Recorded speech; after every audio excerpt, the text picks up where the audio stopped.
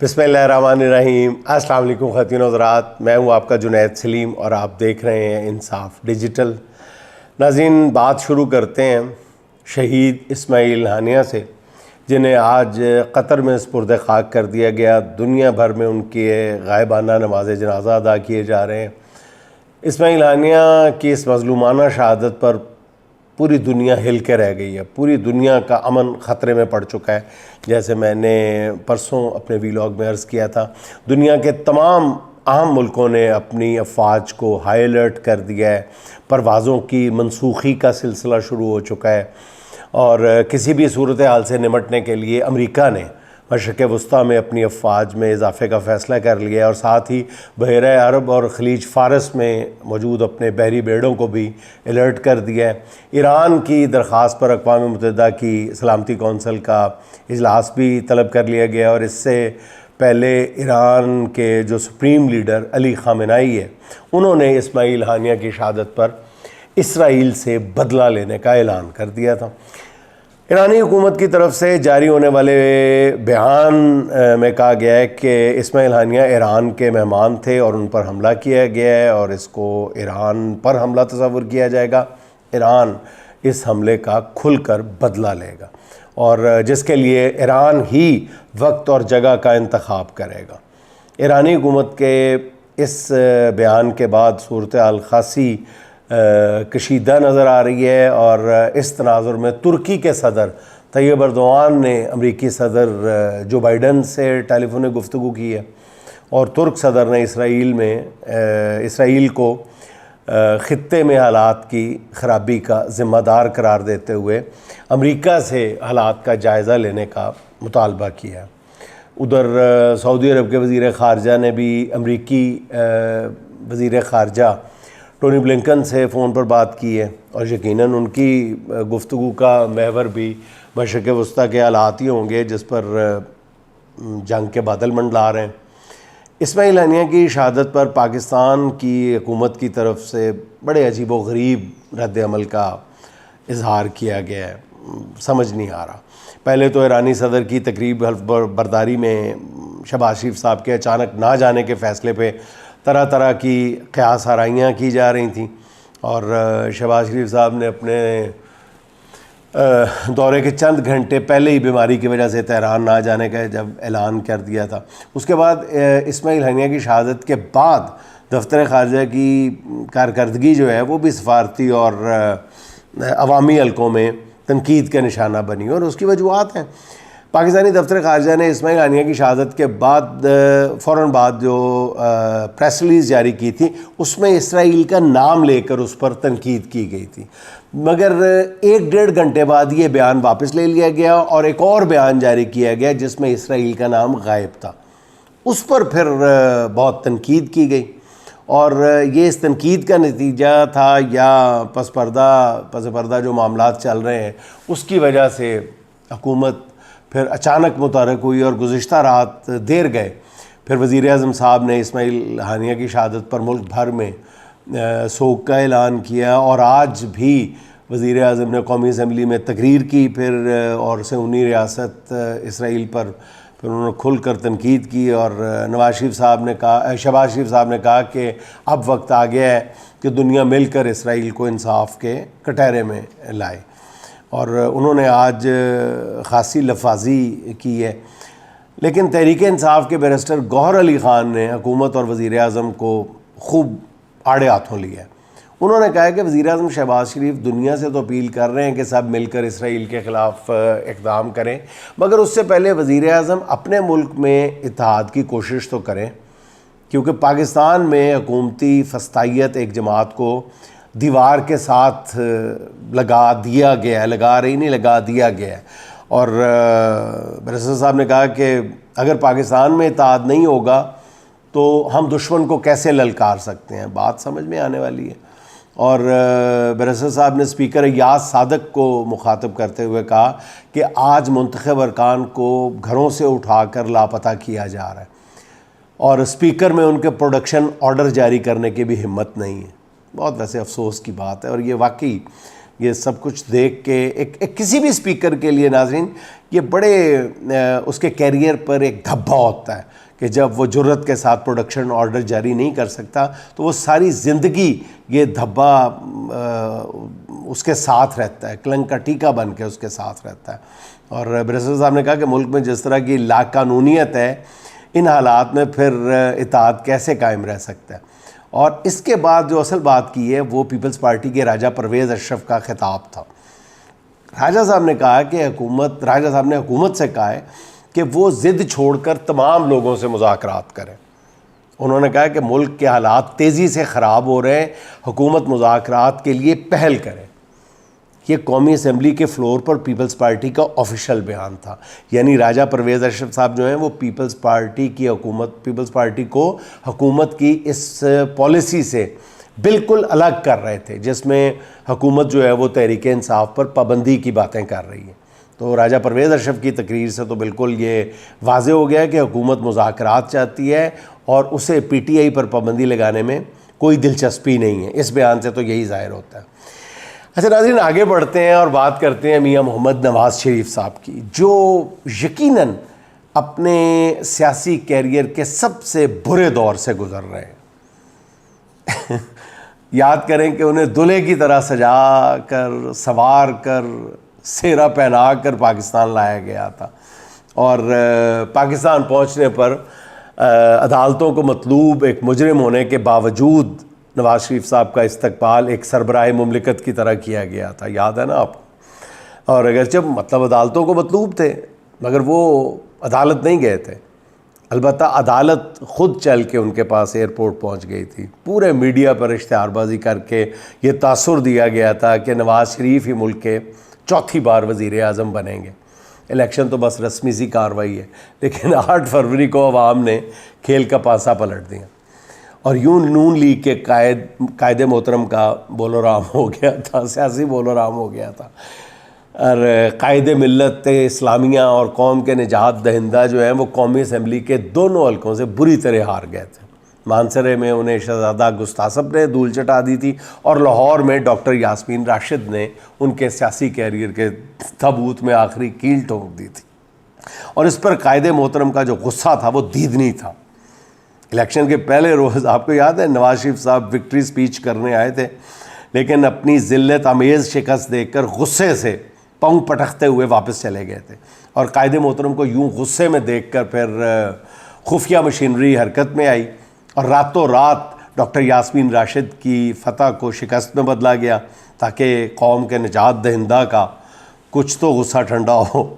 تو نواز شریف جیسے تیسے بہرحال قومی اسمبلی میں پہنچ گئے، لیکن وزارت عظمیٰ کی کرسی پر بیٹھنا اب کی بار ان کے شاید قسمت میں نہیں تھا، اور اس بے ادبی پر وہ تب سے شدید غصے کے عالم میں ہے۔ اگرچہ حکومت ان کے اپنے سگے بھائی کی ہے،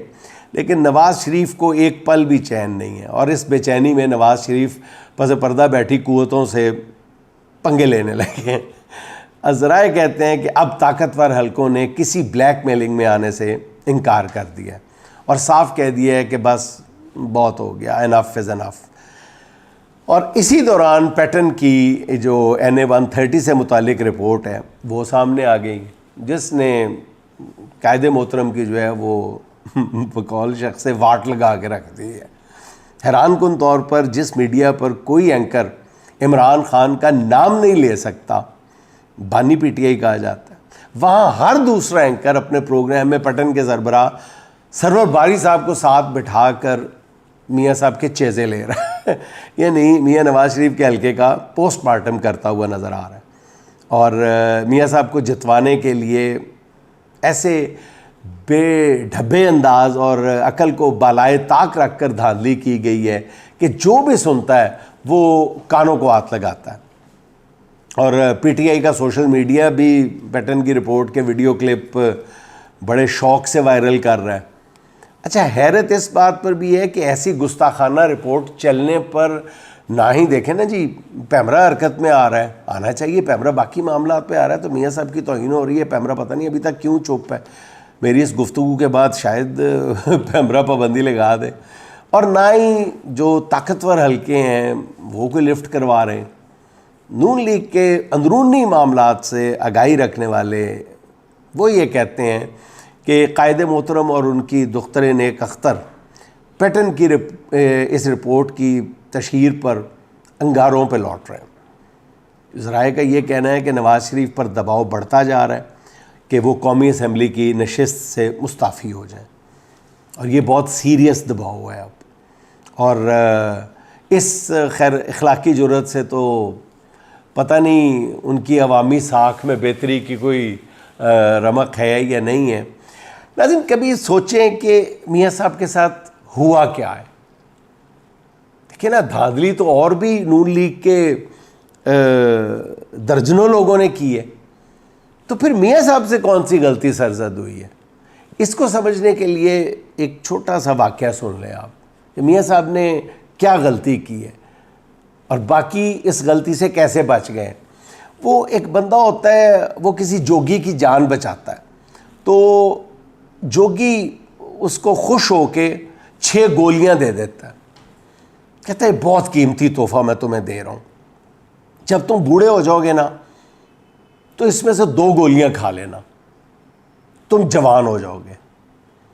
اور پھر اگر ضرورت پڑی تو کبھی تم باقی 4 گولیاں کھا لو گے تو تم 1 سال کے بچے بن جاؤ گے۔ تو وہ بندہ جو ہے وہ اس بات کو سیریسلی نہیں لیتا، وہ 6 گولیاں پکڑتا ہے، گھر آتا ہے جہاں پہ اس کے بوڑھے ماں باپ ہوتے ہیں، وہ گولیاں 6 کی 6 اپنی ماں کے ہاتھ میں تھماتا ہے اور خود لمبے عرصے کے لیے شہر مزدوری کرنے چلا جاتا ہے۔ تو 2-4 سال کے بعد واپس آتا ہے تو دروازہ نوک کرتا ہے، تو دروازہ ایک بالکل جوان